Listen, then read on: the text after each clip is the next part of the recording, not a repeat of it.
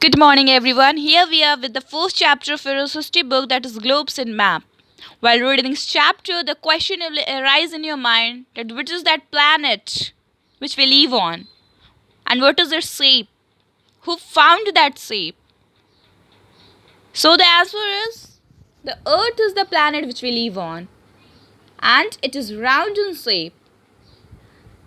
For a long time, it was believed that almost 500 years ago, it was believed that the Earth is flat in shape, but the Portuguese explorer Ferdinand Magellan was a Portuguese explorer who sailed westward around the world with his 5 ships and found that Earth is round in shape. Although he was killed, but one of the ship, returned to the place and stated that the Earth is round in shape. Earth is so big that we cannot see or study the whole of it at the same time. Therefore, to study the Earth, we use a model of the Earth. And what is that model of the Earth called? That model of the Earth is called globe. So, what is globe? It is a small model of the Earth, round in shape like a ball. The shape of globe is round. It's like a ball in shape. And this shape is called as sphere. What is the shape? What is the round like shape called? It's called as sphere. A globe gives us a clear picture of what the Earth exactly looks like. So we have different parts, different features of Earth, like we have continents, countries, mountains. So we have different features that we need to study, and globe is that model which helps us to do so.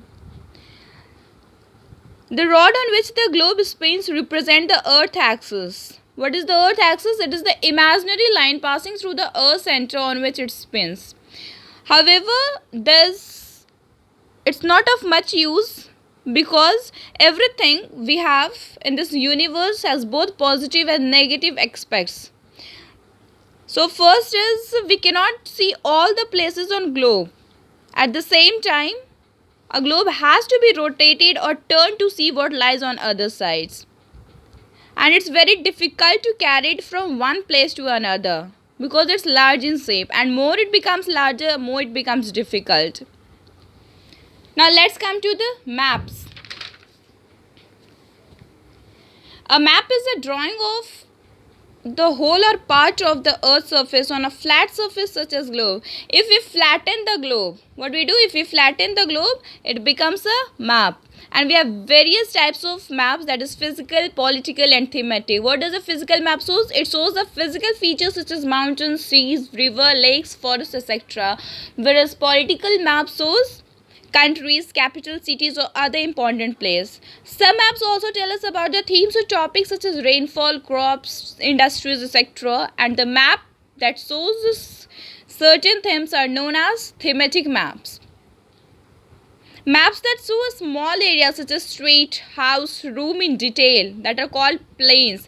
And the map, we have got a book of map, and that book of map is called an atlas.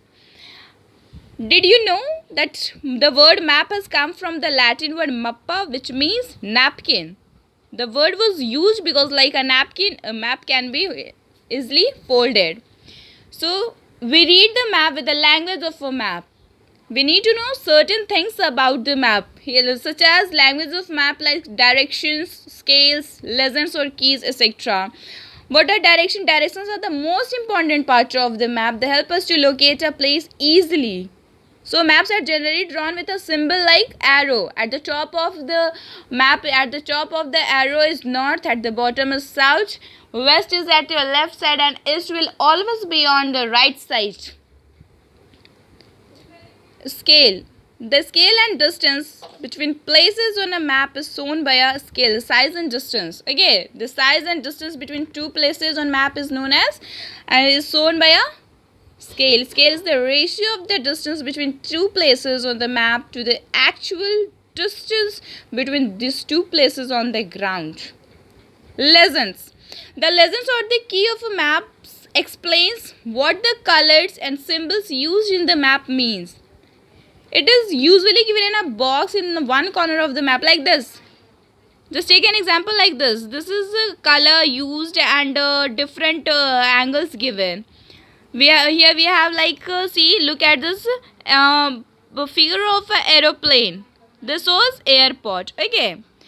And certain standard colors and symbols are used to show different features such as ocean, seas, mountains, plains, deserts, desert, etc. Like blue color shows water bodies such as ocean, seas, rivers, lakes, etc. Brown shows mountain, hills, plateaus, and yellow like hot desert. And what does white color shows? It shows cold deserts, snow covered areas, and green shows plains and lowlands. So symbols are marked on a map to show such cities, capitals, ports, railways, bridges, road, etc.